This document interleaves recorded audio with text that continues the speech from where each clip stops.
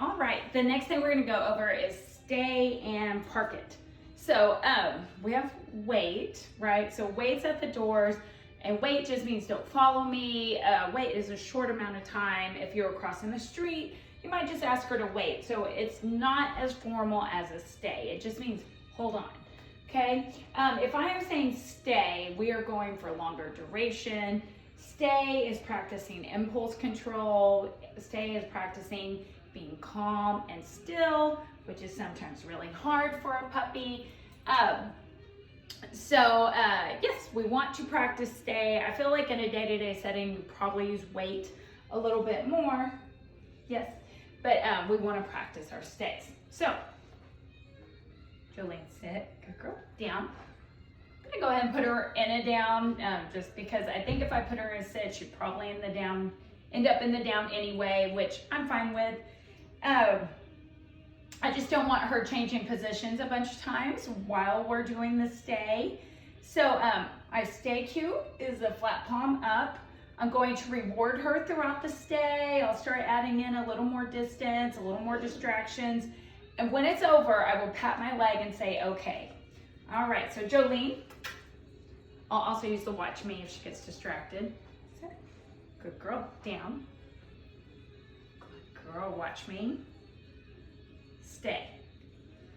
So she is a puppy, so I do not expect her to hold this like stellar long stay, but I think she's doing pretty good. I'm gonna come back and reward her. Good, as soon as she's done eating, I'll remind her to stay. Good girl, stay.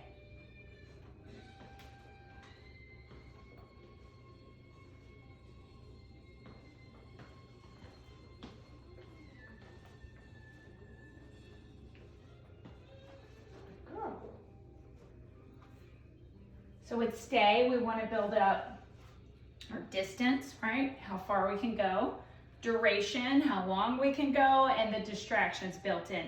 And you work on each of those. Right here, down, good girl, stay. All right, so let's talk about that.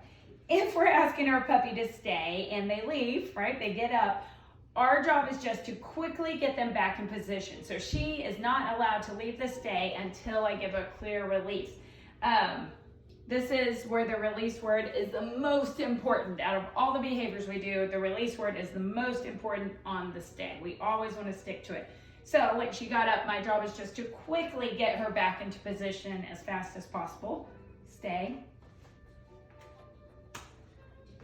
If I was working with her and she just kept getting up and it was too hard, I would make it easier. I would go, ooh, it's either too distracting, maybe she has to go potty, maybe there's some reason she can't focus, but I want to set her up to win and then build on it with baby steps. So if she broke her stay 2 times in a row, I would make it easier. I would change what I'm doing so that she can get it right.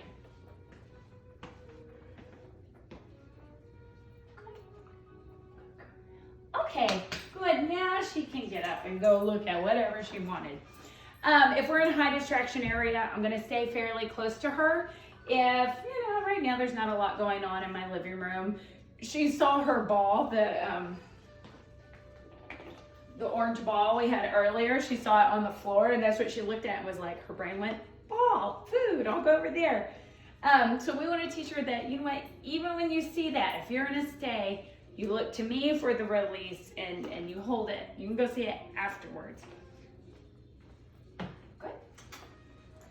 One more little short stay. Sit. Good. Stay.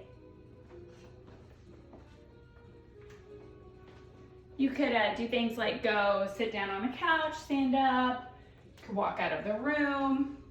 You could jump in, play, stay. Oh, that was a tough one.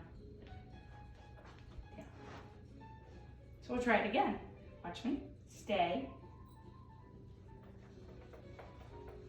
All right, so I go, okay, let's work through it. Let's use that. Okay, try another one. Jolene, watch me.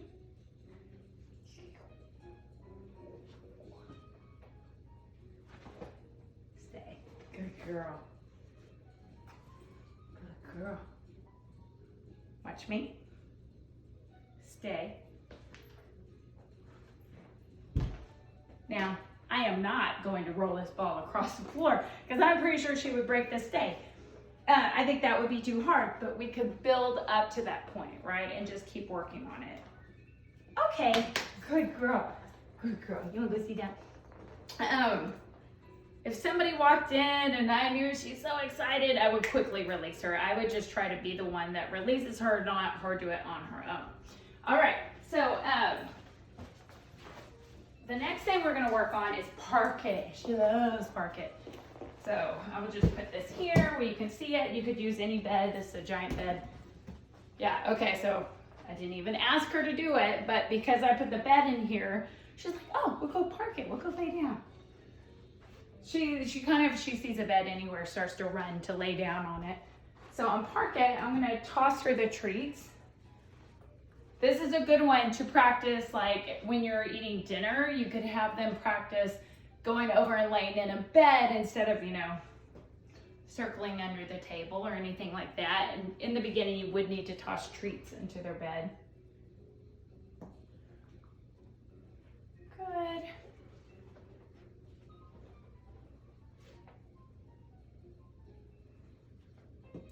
All right, so we could do that. I'm not gonna make you sit here and watch me, but we can go for duration. It's kind of like a stay, but we're sending them to the mat, right? So our hand cue for that is look at the bed and point, and you can kind of like go parquet and use your head, your whole body. This is good to practice if you're in the kitchen cooking, you want them out of your way, practice a parquet. So just have their dog food and be rewarding while they're parking it to build up until they can eventually just park it on their own with duration. Good girl. Okay, Jolene, touch. Good girl. Go park it. Yes. I want her to lay down in the parquet, not sit.